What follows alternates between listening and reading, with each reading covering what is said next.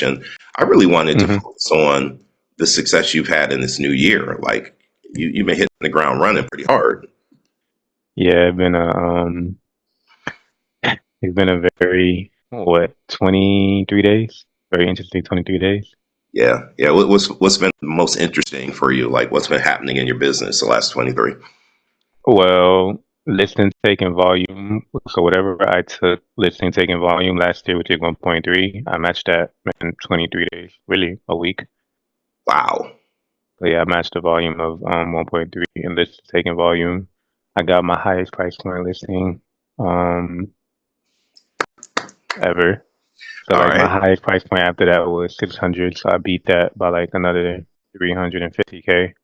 Nice. Um, we went under contract in 4 days and That's awesome. closing like probably a week. That's exciting. That's really quick. Let me Yeah. ask you this, man, because some people think like, hey, if I'm at 600, jumping up to that 900 price point, is Mhm. there more work when you're listing a 900 versus a 600? I mean, the difference will be there will be more people interested, but I would say it's just more about negotiations. Yeah. It's more about, you having the leverage versus them because originally when we listed it, the rate everybody was coming in with offers at 8 and we were like, we ain't budging if there's not a 9 in front of it. There you go. So everybody came back with a 9 in front of it. There you go. So, but I would say one is keeping relationship, at least even if the people are denied will offer, at least letting them know that they're denied because you never know when you're gonna need them to. That's actually a valid point, man, because what I have found, and I'm sure you're aware of this, the people who really make money in real estate is a small group of people. And if you Hmm. alienate them, then that's Hmm. going to end up hurting you and your clients in the future. So, like letting them know, hey, we didn't accept your offer, but here's why, it allows them to Hmm. educate their buyers. And so that makes Correct. them look good. And then you guys have a better relationship as well, which is Yeah. important. Like I had somebody reached out to me and I told him like, sorry, we're not going with your offer. And he was like, why don't we get like, can you counter me? And I was like, price wise, I could counter all day, but terms, you can't beat it. So I was like, I'm just being upfront with you. Like, even if I came back and counted you, the terms that you have won't match it. I understand if all the terms go the same, Yeah, but cash versus conventional, you want cash all day. there you go. All day, man. All day. So it's so interesting that in the first 23 days you have matched what you did in listing inventory in 2024. How has your consistency helped you do that as far as like what you've learned and push around lead gen and follow up? How's that helped you? Honestly, so one of the listings we took was from an expired, and as you know, I've been saying it for years. I never had great success with expireds, like Right. ever. Hmm. So, when I called the lady and basically was like, "Good morning, my name is Barclay. I'm a local real estate agent," and I was calling her on a Saturday. Okay. I noticed your home came off the market last night. Were you aware of that? And she said no. Mm.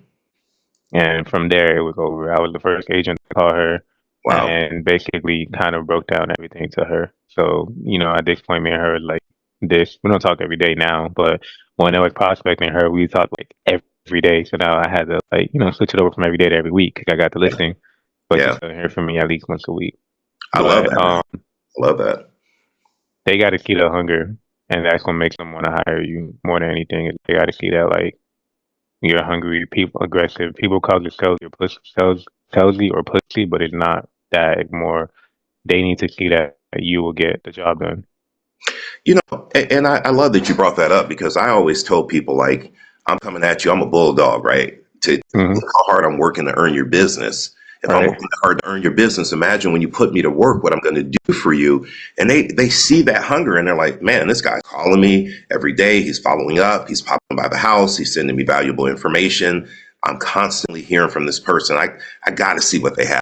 I got to see what he's Hmm. talking about. And so it's Hmm. that dogged pursuit of what you want, man. If your why's big enough, you're going to go hard on it.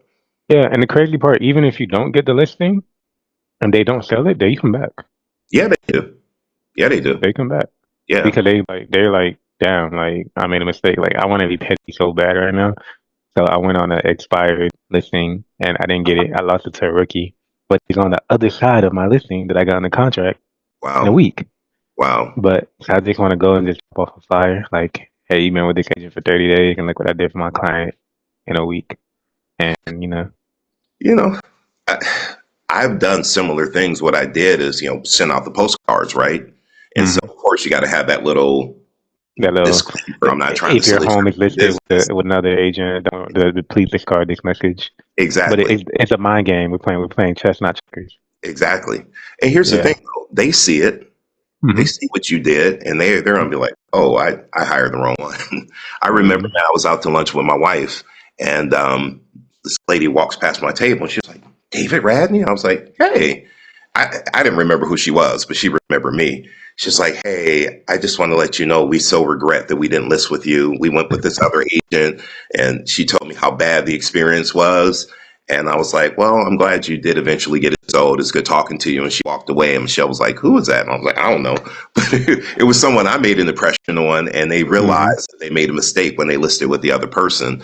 So, Hmm. and we just got to continue doing our job. And I want to hear how you're going to parlay getting your first expired. Like, are you putting together an expired booklet showing people, hey, I have this expired listing. It was on the market for this number of days. I sold it this quickly. Are you putting those stats together so you can go out and get more expireds?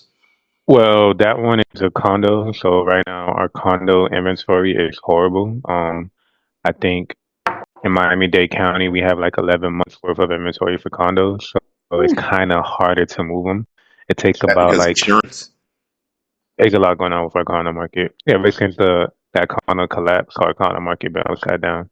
Okay, So it's taken about like 50 days to get under contract. So I can't even tell you that like if we're overpriced or not. gotcha. So we do it, but once again, it's knowing that knowledge of knowing what to do because I could have easily started panicking. Like I only had the listing for 12 days, Yeah, and it takes about like 50 days to get a condo under contract right now. So gotcha. it all depends on that. Like the other house I got was a sphere of influence, so it was able to move quicker. Yeah, We priced it competitively. I wanted to price it at like eight something, and they were like, "Can we do 950?" But the house is worth like 1.2. So I was like, "Yeah, yeah. Okay, yeah." that's Well, it's good. worth 1.2 after repairs and stuff like that. Okay, gotcha. I hear you. I hear you. That's Yeah. awesome, though, man. With all these clients that you have, because correct me if I'm wrong. So, how many listings have you taken so far in January? I got two for sale and one rental. In one rental, perfect. When you're Yeah. having these conversations with your clients, are there any powerful questions that you find that you're asking that is opening up the door for the opportunity? Honestly, it's kind of what they want to do next. Yeah, So the way I look at it, my mission is for buyers, I'm helping them achieve their dream of buying first time home. For yeah, sellers, I'm helping them close a chapter and start a new chapter. So being able to have that connection and relationship with them where I want to understand like what you want to do next. Like I got another guy, he hates Miami. So every okay, time we talk to build rapport, I talk like, you went outside today, you seen that traffic? So like it will get him like more comfortable to open up with me. So it's understanding why are they selling. And yeah, every time we talk, I bring up something about that. So like that guy, he hasn't signed with me yet, but every time I call him, he's like, "Don't worry, you got my word. It's a handshake. I'm not going to nobody else." And I'm like, "We got to get you out of this traffic. What we doing?" that's right. That's right. So it's just, I would say, really understanding why they're doing this. When they So, feel like you, go ahead, go ahead. when they feel like you connect with them, like it's over. Well, I think what you said was very valuable, and I see a lot of people not doing this. It sounds like you're taking notes and you're really having great conversations and paying attention to the conversations you have. And I think that's one of the importance of being highly scripted, because when the Mm-hmm. script is internalized, you're not thinking about what do I need to say next. You're Mm-hmm. listening to the seller, you're writing down notes, what's important to them, what they're Mm-hmm. frustrated about. And to your point, like, hey, you seeing that traffic? You're bringing up things that you know are pain points, and what we Mm-hmm. learn to push is people are either running away from pain or running towards pleasure. So you're like doing a great job of uncovering those pain points. I love that. Correct. I love that. Yeah, and I think one of the things you said is this: after you talk, just put your just that, just listen. So it's really breaking down every statement you have and putting it into a question. So it's like, how could I ask this? Yeah, exactly. And that's something that we practice in script practice on Fridays. It's like asking powerful questions. If you Hmm. practice asking the questions and they're in your repertoire, it's easier to bring them up. However, the Hmm. thing you just said was this: learn Yeah. how to shut up and stop talking, right? Yeah. Listen, Because the first one to answer loses. that's it. Do you ever Yeah. get in those uncomfortable positions though, where you're like, man, this he ain't saying anything? Like, where Oh you? nah, I smile. I Okay, love it. Yeah. okay, So when they get awkward, when they get quiet, what we doing? there you go. What we doing? Cause I ain't saying nothing. It really on you now. You feel me? I provided you valuable questions. Like what we talking about? What we doing? That's So right. it really the confidence that you get, especially after taking push of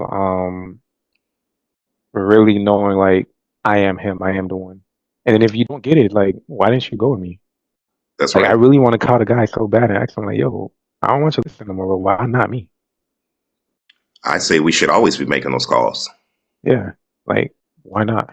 Why not? Like, why did you? Is there something I didn't cover? Is there something I didn't answer? Like, why did you choose to go the other route? I learned a lot about myself and about the way I was presenting from feedback I got from people.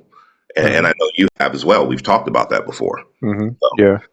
man, I wanted to share a success story with you. You know, the guy from California, Taylor, who's on Friday script practice calls. So he had Hmm. just gone through my push program, and he was on the listing appointment yesterday. And I heard a message from him. He was like, "Hey, I just deratted this listing presentation. They told me they needed to think it over."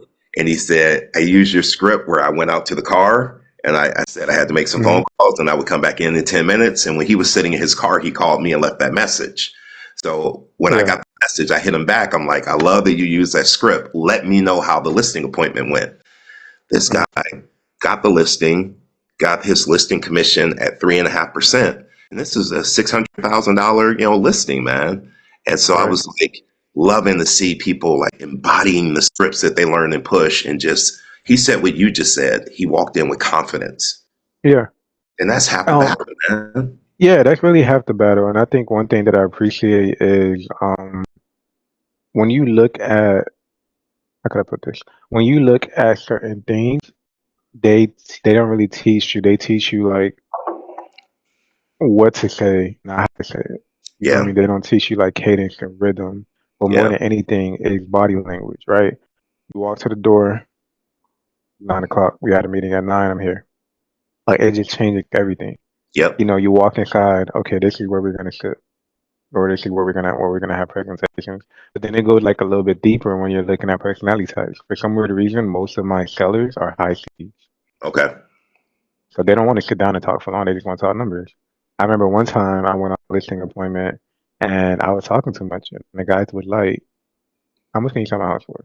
If you can sell my house for this amount of money, and if I walk away with this amount of money, I'm signing right now. Did the numbers, blah, blah, blah, like went over the comps, had to adjust my commission a little bit. And he's on the paper right now. He didn't care about nothing else I said, nothing else I Nothing did. else. Yeah. Yeah, so learning personality type too of like really when to be quiet, but it's not a listing presentation, it's a listening presentation. Because you can't get that just from always be the one talking. That's right. If you're doing most of the talking, you're losing. You got to be listening. And you heard the guy. Some people he would have said that to. They would have been like, "Well, I have to follow the script and go through the entire presentation." No, he's telling you pretty much, shut up, get to the numbers. If you can do it, I'll sign the paperwork. And you Hmm. took that and you got the paperwork signed, man. We got to be able to Yeah. read the room. Yeah. Everything's a rhythm. Yeah, Like the way you even go about the script is a rhythm. And the reason why you do it in a rhythm is because you don't want to miss nothing. So when you go and you're just like vomiting on them, they already are like turned off, like, nah, they're saying it. I But when hear you you. go and you're like, okay, then they answer. And you're like, okay, then they answer. Then you know Yeah, which way to go. So when you're calling somebody, for example, and they pick up and they're like, no, it's the wrong number, and then you're like, okay, I'm sorry. No, like I'm sorry, blah blah blah. Well, I do have you on the phone. Is there any realistic questions or needs? I got an appointment from that. so have I. So let's Good. slow down there really quickly. What you're Hmm. saying is every opportunity is an opportunity. If you get someone on the phone and it's the wrong person, I'm a local real estate agent. Who do you know? Like, we should be asking that question no matter what. Yeah. I mean, the psychology of it too, when you flip it, like when you don't make it about them, Yeah. they get mad sometimes. So like if I'm calling somebody and they're like, "Oh no, like you got the wrong number." Okay, who do you know that do want to sell? Wait, Yeah. you don't care about me? I don't care about you. It's just I know you're gonna be more intrigued. Like, yo, why are you not talking about me? That's right. And if they do have a house to So, sell, they'll say, "Well, I do. Like, I'm interested." mhm, Right. So it's right. definitely it allows them to think about it and not feel like they're being forced into a conversation about selling their home. If they want to have a conversation with you, they'll raise their hand. So I think that's the Mhm, right way to go about it. Let me ask you this, man. So you're starting off the year strong. mhm. What's your goal for this year? Like, what are you looking to accomplish by the end of 2025? What's going to make you say, I had a great year? 24 units and 300 kg. And that's doable. Yeah, That's how that's you only start that's off. only that's only that's only four closings a month at an average of $13,000 every commission per deal. All right. So when we do those 24 units, how we celebrating that at the end of the year? I know you're not big on all that, but man, come on, that's going to be a big year. How you celebrating? Where are you traveling? What you doing if you hit when you hit those numbers? Uh, I gotta pick a country. Okay. I haven't decided the country yet. I gotta pick a country. You got to pick the country. All right. Yeah, However, I gotta we know pick. it's going to be a nice trip and treat yourself and do it first class, man. Oh no, it's gonna be all that. Yeah. It's gonna be all that and more. But yeah, I gotta pick a country. All right. I But can't wait to hear. yeah, I think another thing about like push is definitely internalizing or memorizing the script. But it's Yeah. really not. I think the word script scares people because it's really not a script. It's just a conversation. It's the dialogue that you follow. Yeah. Yeah. I work hard not to say the word script, but it's so embedded in me, it's hard to pull that word out. But Hmm. people do get intimidated by it, and they shouldn't. It's just the dialogue for the conversation. It's the blueprint. Yeah. And it's okay to like take different scripts and put them together because you never know which way to go. Because if you got to close 5 times, you can't close 5 times the same way. That's right. That's Each right. way got to be different. So you have to learn the different types of closers, the different type of pattern interrupts, or if something's working, I'll say like tracking. If something's not working, like don't want to say the name, but there was a script that I was using from a certain person. Hmm. That script got me a lot of hangups. But I was Okay. like, you know what? Let me take this half of the script, move it to the front, and depending on the answer, I'm gonna move this script here. So if they say yes, then it's like, okay, the reason I'm calling you today is because I am confident I could get your home sold. I would love to meet with you for just about 20 minutes so we could talk about it so that I could do differently. Yep. But also learning tonality, like knowing when to go down, when to pause, and everything like that, because once again, it's a rhythm. It is a rhythm. It is And a rhythm. it's like in push when I have those three dots and it's for you to pause, you're Hmm. pausing so that they perk up and start listening because what you say next is really important. So the practicing of that and your cadence and the way you're speaking, there's a lot that goes into it. And that's why I think, man, it's so important to practice scripts. I mean, have role play Hmm. partners that you work with. I think it should be 5 days a week. And yet at the minimum, people should be on the Friday script practice call at 8:30, right? Just to Hmm. practice asking questions, practice going through objections, practice being on the phone, practice being Hmm. belly to belly with the seller. All of that is going to help you get stronger. We just need to do more of it. Yeah, or even being in the room too helps because you might have that aha moment like, oh yeah, I know what to say now because I heard it before. Yep. It might Yep. not be perfect, but it's like, damn, I like, I tried it. Like, cool. Let me conquer. Or like, damn, I like what he's saying. So let me write this down. Or I like what they're saying. So let me write this down and try to figure it out.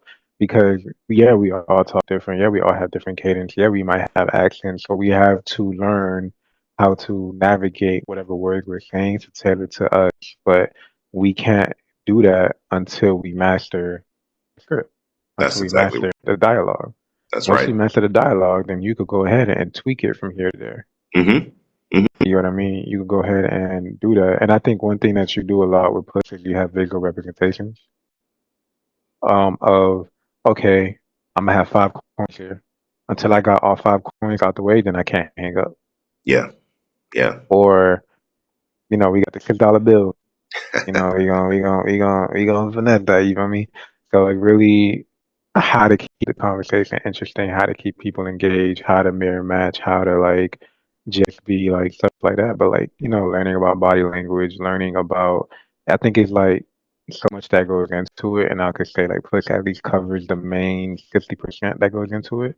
Yeah, Because, doing it on Zoom is gonna be up to the person to want to learn about like body language, about mirror matching, about tonality and that's stuff right. like that. But if they hear it, then they know like something wrong. Like for example, I used to have a backpack that had a strap on.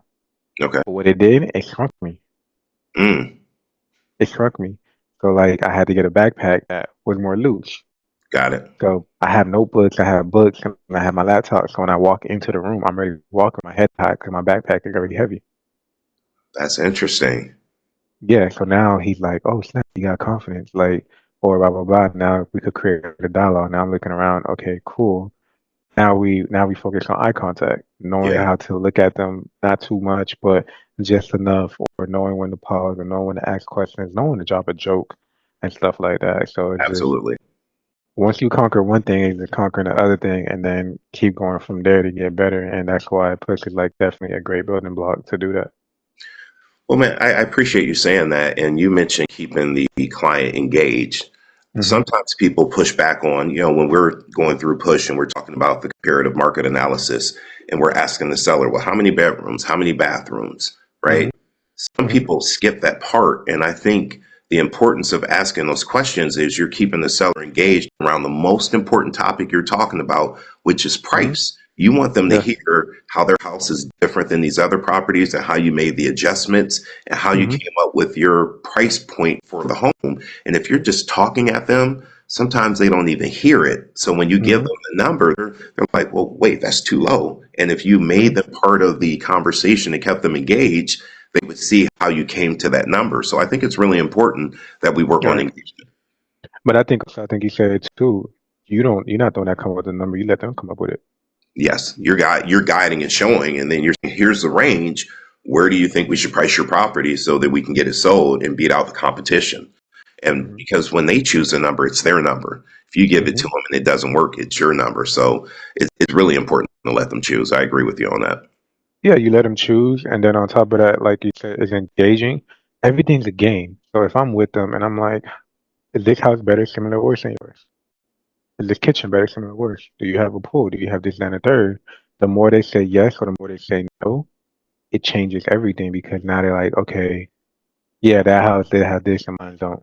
Yeah, And then, I think you have one where you say like, let's put on your buyer's hat. If you was a buyer, would you pay $50,000 over for this hat? But I think my favorite close for you is when you just get to that point where you're like, now we ain't doing this. It's like you got a checkbook.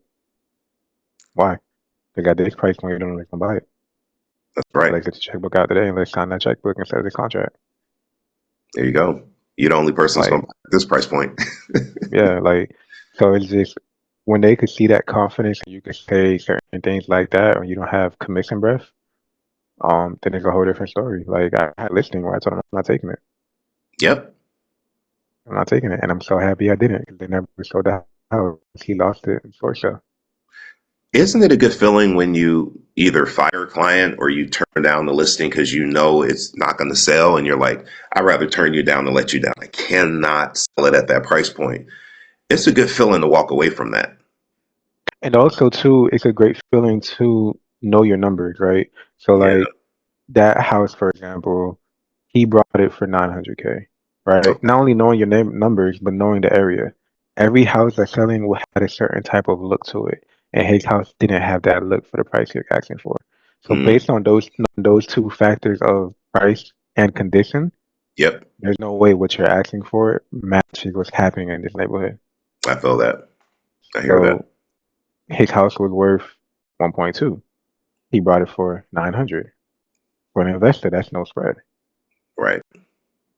So he was trying to get 1.8.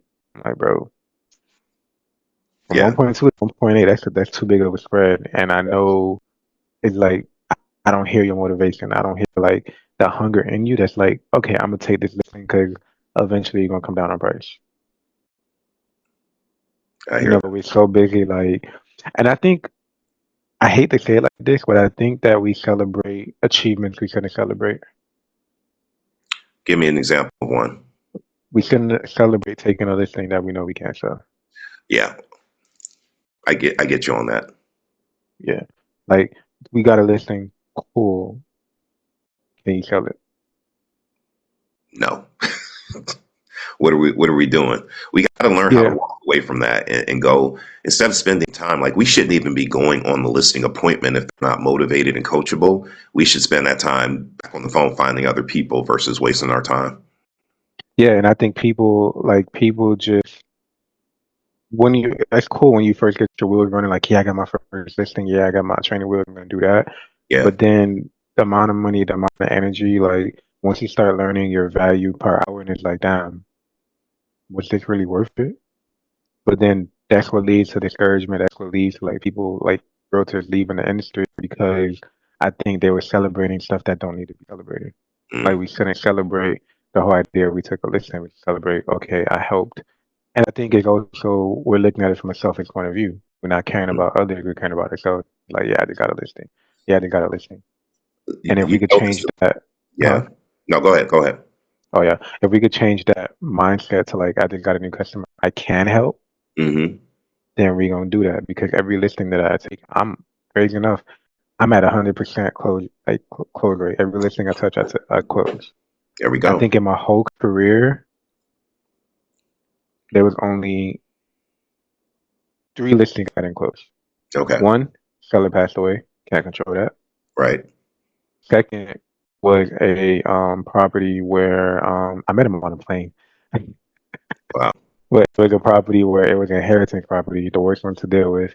One seller wanted 1 million, one seller just wanted to get away with it. Now we couldn't sell it because of the agreement of mine. Now they both gonna walk away with no money. Not my Wow. problem. And the third one was it was actually one of my first listings, and the lady was overpriced and she was realistic. It was said if I can't sell it, I don't sell it. If I can't get his number. So once I hear that now, it's a red flag. Where like I don't want to work with you because That's if right. you're like 30, 40K off, cool, we could probably negotiate that because realistically, I'm like, I'm not gonna walk away with 30, 40K. But if we're like 50 and over, then it's like, yeah. But hearing those trigger words like, if it don't sell, I won't do anything. That's right. That's right. You feel me? So I think one, we celebrate the wrong things, and two, we have to one learn um how many calls lead to conversations, lead to appointments. Yep. You know, Yeah. how many appointments to closings? Like, what is your conversion rate around there? So if I go sit down with a seller and you're standing out next to me and I'm telling them like I sell everything I touch within 15 days at 114% list price, Wow. you can't compete with me. I hear the confidence in your voice when you say it. You're like, man, I sell everything and I get my sellers 14% more than most agents. Like when you start breaking that down and what that means for them, Hmm. they're foolish not to work with you. Yeah, However, it's your confidence, knowing the numbers and articulating it correctly, but just the confidence you show up with makes them want to work with you. yeah. Because if I go to you and I'll be like, hey, your average agent in today's market is selling the house at 95% list price to sell price ratio, and I'm selling at 114%. So here's the difference. I'm paying you this amount of money right now versus if you was to hire another agent, point blank Yeah. period. Yep. If you do my pricing strategy and let me take over, this is the result it's gonna be. Now, of Love course, it. you can play it your way, but you're gonna get the results of an average agent because the average agent usually say yes to whatever you want. Perfect example. I had a buyer. No, I had a buyer, and we reached out to the listing agent. We submitted an offer, and I was like, he was asking 435. I said, how did you come up with this number? Yo, that's the number the seller wanted. The property appraised at 410. Right. But now his list price to sell price ratio hurt. And my list price to sell price ratio for the buyer went up because I technically, on paper, saved my buyer like 20% of money. Absolutely. But really, property is worth 400,000. That's right. So it's knowing, but there was a motivation there. So he was like, I'm going to take it because whatever, there's motivation there. But Right. what if people didn't see the value there? That's the point. What if he went under contract at 435? Now, in his mind, he's already counting the coins and he wants 435. And the price will come back at 410 and you're like, and you can't sell it. So Hear it's that. really having confidence in not only your numbers but the market numbers. Hmm. because then we know like, okay, this is completely different or completely different type of way or a different type of person because now that's how you become invaluable for your peoples. So it's interesting you say this because I've been going around to different offices and speaking, and I ask people like, "What do you know your lore? Do you know your list Hmm. price to sales price ratio, average days on market for your area?" I'm not exaggerating when I say this. 95% of the people in the room don't know their numbers. Don't no They don't know them. no, and it's That's so vital because like even your monthly year trends, like understanding what it is every month that you do year over year will hmm definitely determine. Like last year, I didn't have a closing every third month. okay. Not last year, 2023. I didn't have a closing every third month. I beat that last year. I was only 1 month I didn't have a closing. Last year, January, I only took one listing. This year, January, I took two plus that. So my goal of at least looking at my numbers is to always beat it. My goal of looking at the numbers of the market is to understand what's happening. Yeah. So when I'm talking to a buyer, for example, and the buyer's like, I'm gonna wait to buy, I could literally go to her and be like, do you know in Miami-Dade County, that waiting cost you $20,000? What do you mean? Houses from November 2023 to November 2024 appreciated 5% more. So this is the median price point, and this is 5%. This is how much more money it costs you to buy the house Wow. versus if you were to buy yesterday. You can have those conversations though because you know the numbers. Like if you went to invest some money, you went to Charles Schwab or some of these major brokerages, and you asked the guy or the lady, what's your average rate of return? And they were like, I'm not sure. I'm not investing with you if you can't tell me what you guys have done last year, the past 5 years, the past 10 years. You need to Hmm. know those numbers and know them with confidence. And if you're, Hmm. and they do know their numbers, just Hmm. like we need to know ours. And I just, that's one thing I really attempt to beat into people's head when they take push is that you got to be the local economist of choice. You have to know those numbers. Hmm. And I will also say too, it's not only that, is there is a 90-day window. I feel like a lot of people who take push and drop out forget about the 90-day window. What does that mean? You have to be consistent for 90 days before you will see a result. Because Yep, if you don't see a result for 90 days, then we're doing something wrong. Let's go back to the board. What are we doing wrong? yep, Because either we're having a conversation problem or a conversion problem. We only have two problems. that's it. Conversation or conversion, which one is it? Either I'm Yep, not having enough conversations, I'm not having the right conversations, or I'm not having conversions. My conversion rate is trash. But then guess what? It goes back to conversations because all right. conversion is conversations, just the numbers. That's So if exactly I don't right. know how to close,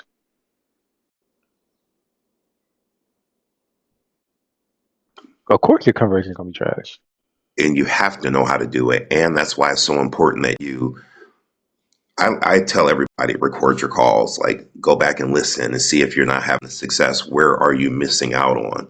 Is it Hmm. that you're not closing enough? Or to your point, maybe you're just not having enough conversations. Maybe you got to Hmm. double down or triple down how many calls or door knocks or things that you're doing to get in front of people. Or It could be maybe, a or combination. also too, maybe I think the thing is you're saying okay on the first no. Well,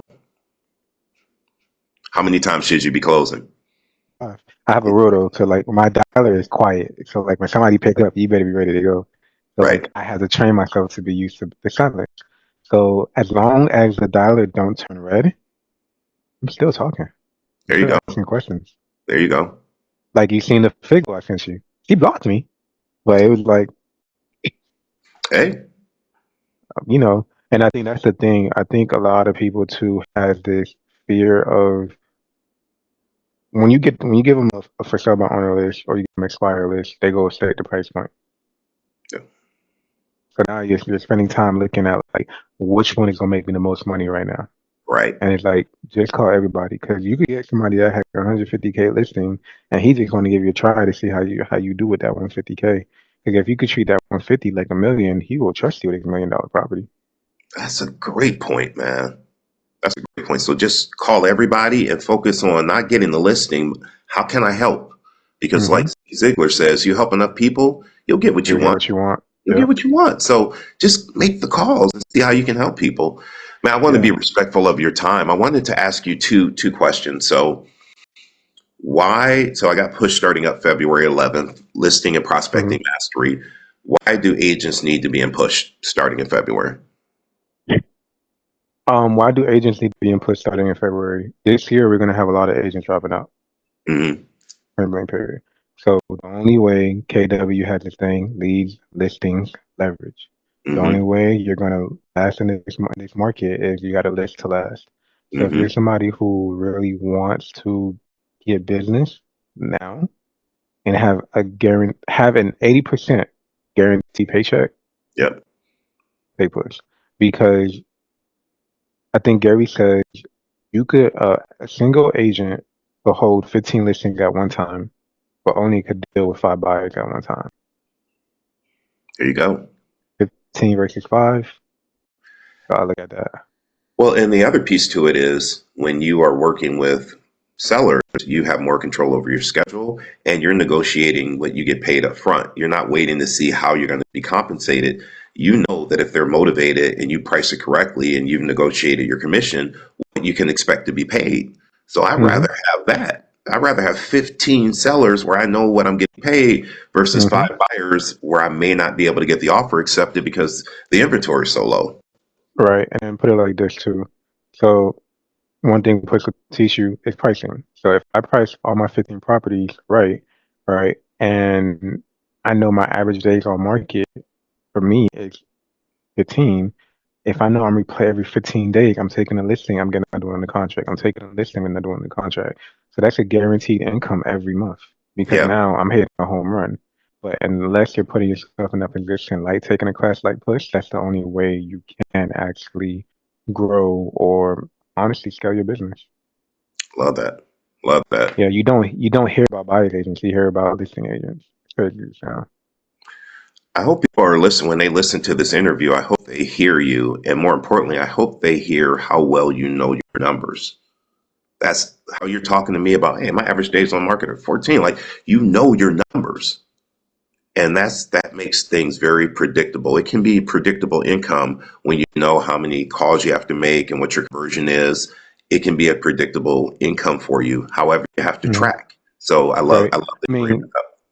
yeah, because it's like, okay, if I go on 3 listings, I'm gonna take one. But at the same time, if I sell 5 buyers, if I sell one buyer 5 houses, we might get one accepted.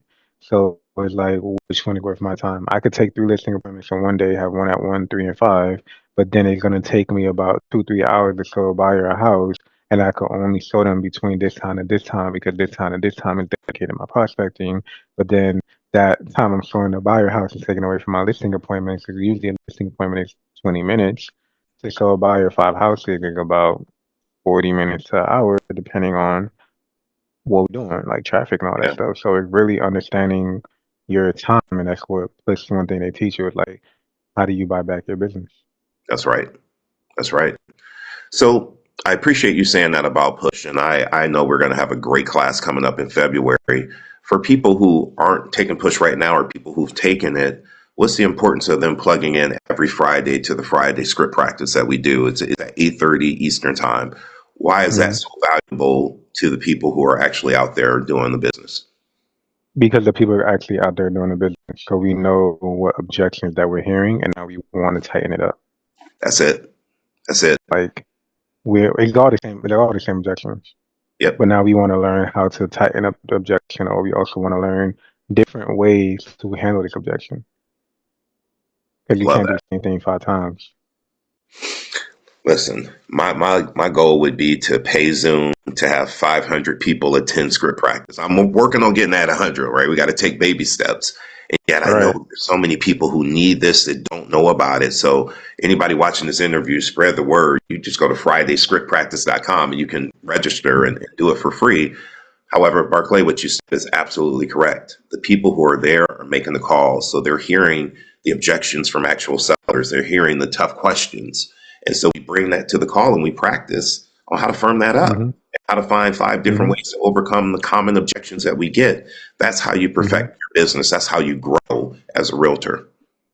Right. Because if you're a new agent and you go train with a new agent, you're gonna come up with random objections, and when you get the real objections, you're gonna not know how to handle it because they're objections that you assume that these people might say. Yes. But when you're actually in a room with people who are Monday to Friday, or even Monday, Wednesday, Friday, whatever it is, actually making the calls, I do something funny. I track my objections. Huh. So I track how many people do not. I track how many people are like not the owners. I track how many people no longer want to list. I track how many people like relist with an agent. I track how many people say like, oh yeah, I want to keep it in the family and do with the same agent. I track my objections so I can know out of 20 calls, 3 people might tell me this, 3 people might tell me that. So I already know what to expect. Yeah. Yeah. And I if love there's that. something that I feel like I'm not overcoming, then we take it to a script practice and we belt or I call you and we're like, how are we overcoming this? Because I'm tracking the objections I'm getting. I haven't heard anyone else say that. I think that's really smart. However, one thing you did bring up is that it's typically the same objection. You don't really hear anything new, right? I mean, the newest one that came up is like, if I sell, I don't know where to go because inventory is low. But beyond that, in the past 20 years that I've been doing real estate, I haven't heard any new And objections, yeah, and that's not even you. It's like, okay, if you was to get about right now, where would you go? right? So and I think that's one thing that you guys teach in push too, learn the difference between objection and condition. Good point. Because sometimes an objection is a condition that you can't overcome. Right. I had an expired I met with, perfect example, an expired I met with, he had a condo tell. You can't sell that. You're not making enough money on your return. So Right. it's a condition. No matter what I list your property at, it doesn't make money. It's not a good return on investment. That's a condition. We can't sell it. Gotcha. You have to know the So difference. understand the difference between a condition or objection because a lot of people will take something that you honestly can't sell because of the condition of it in the condition that it's in. That makes sense. That makes sense. Well, listen, man, I got to say this. We probably need to get together and put a date on the calendar for right around this time, 2026, so we can talk about the 24 units, the 300 GCI, what country you actually went to, and how you celebrated your year. Man, listen, your affirmation that you said, and I don't know if you say this out loud as an affirmation, every listing I take, I sell. That's such a Yeah, powerful thing to say and just walk I never into thought the about that. appointments with that. That's to me, that's an affirmation you should be saying. And if you decide not to take it, it's because you know you can't sell it. So Right, you're deciding, do I want this listing or not? The seller's not right. deciding if they want to hire you. Yeah, I love that. Yeah. Hey man, I appreciate you. Thank you for your time today. Thank you for meeting here and talking about your success, man. I know it's gonna get a lot of people like they understand what needs to happen. They're hearing from you Hmm. exactly what you've done. It's not rocket science. It just requires focus. Hmm. You got to have a big why. You Consistency. got to be freaking Yeah, consistent. yeah. And like you said, is that why it's so powerful? Yeah, Like I think, and I would say even more powerful than the why is understanding the B. Like, both B do have. hmm, So a lot of people skip the B, becoming, and they go straight to like, this is what I got to do. So I can have this stuff. So I think in creating a consistency and creating somebody who is going to be a hustler, somebody who's going to get out the mud, you got to become that person. So you can do the script practice every Friday or script practice 5 times a week or every day be at the office at this time, start making calls at this time to have this amount of, you got to become that person. that's right. And until you can become that person, whatever you have a to-do list, it's just that, it's chores. I It's love it. something you have to do versus something you get to do because that's not who you are. So I think that's something that you teach where it's like, I need you to become this person. I need you to become this dog. I need you to become this like gorilla that's gonna go out and get so you could do the like boring stuff so you could have the life you want to have. Absolutely, man. And it's the thing. Like the why is so important. However, it's disrespectful to the people who count on you if you don't do the work every day. Like my mother. You know my favorite story. What's up? When you were talking to your Uh, coach. well, listen, man. Do you have a minute where I can tell you say that story? Because I'm sure people want to Yeah, know yeah, what the yeah, story is. I, yeah. I'll give you the Reader's Digest version. Essentially, a coach I hired, you know, I talked to him about my wife. My wife is a boss in the pharmaceutical industry, and I talk about how much I respect how hard she works, and she creates a great income for our family. And my coach was like, David, if I looked at your schedule, it looks like you work hard too. You're at the office every day, you're at meetings, you're going to classes, you're going to webinars, you're going to broker opens. However, you haven't done one thing to bring income into your family. And if Mhm. you have to sit down with your wife and tell her after watching her bust her ass all day that you didn't do one income producing activity, how's that conversation going to go?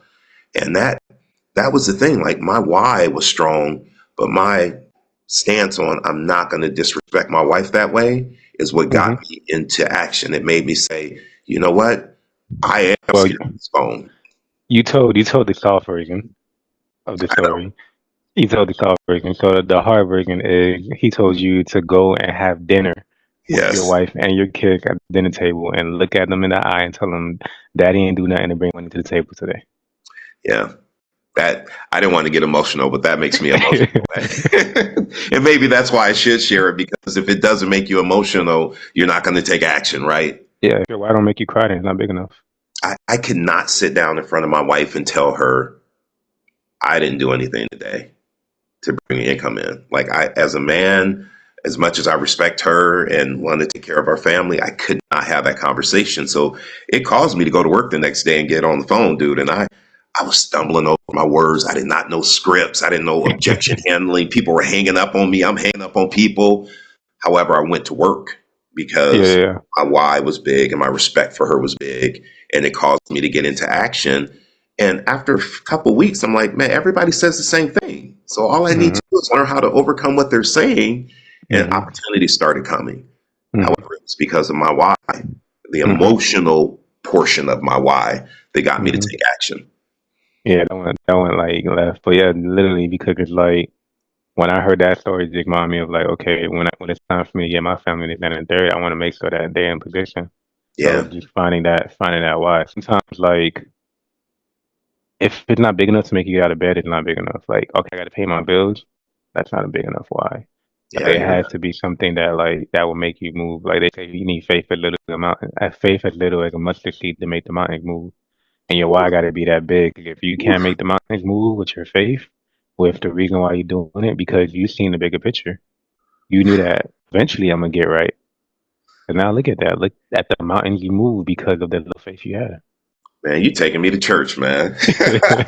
Pass that collection plate around. But you're right on that, though. Like that faith of the mustard seed, man. My mom used to always say that growing up. And it's just, I believe in myself more than anything, and I know what I have the power to do. And I'm so plugged in making things happen. Like this year is going to be my best year ever. I'm already claiming it because I know I'm in charge of making that happen. And if Hmm. I am consistent in doing all the things that you're doing in my business, I am going to have my best year ever. And shame Hmm. on me if I don't. Hmm. Yeah, and that's the mindset. If I win, it's because of me. If I Yeah, lose, it's because of me. Nobody else exactly. to blame. I am the man in the mirror. Like people don't get that. Like, you know, people sit down and tell me an excuse and they're like, I gotta walk away. Like somebody tell me all the time, excuse is only good for the beholder. Mm, So it's mm. like I can't even say anything. Why you didn't do it? And I understand I ain't do it. Dude, in exercise, they used to have us doing bold, and I don't care what you think about Michael Jackson or not. If you stand in front of a mirror and you play his song "Man in the Mirror" and you really look at yourself and you reflect on how you've been showing up in your personal and professional life, it triggers something in you. Hmm. I started And having I a mean, conversation. to go into that, too, a lot of people are always looking for big wins. Mm, Enjoy the small wins. Enjoy the fact that I think I was reading Atomic Habits and it talked about a two minute rule. Even if you start small by like I'm gonna call for 2 minutes, eventually you're gonna be like, let me call for longer. I'm gonna come to the office for 2 minutes. Eventually you're gonna be like, I'm here, let me stay longer. So if yeah, you don't have the habit of calling, of coming to the office, of surrounding yourself, do what Atomic Habits teach you and start with 2 minutes. Because of love what you that. did, and what you did, like I don't know what I'm saying, but I'm still gonna make calls. And Yep. eventually, you like, okay, I'm gonna say it like this, or eventually you peep that, okay, my tone is off, or eventually you peep that like this, and the third. And so just do it for 2 minutes and keep growing and getting better because eventually that little mustard seed will turn into a fruit you can enjoy. Man, I love that. I love that. Yeah. All right, Barclay. I'm looking for great things from you, man. I appreciate you always staying plugged in, being on Friday script practice, leading by example, showing people how it's done, and more importantly, showing yourself that you can do it. Because every listing you touch, you sell.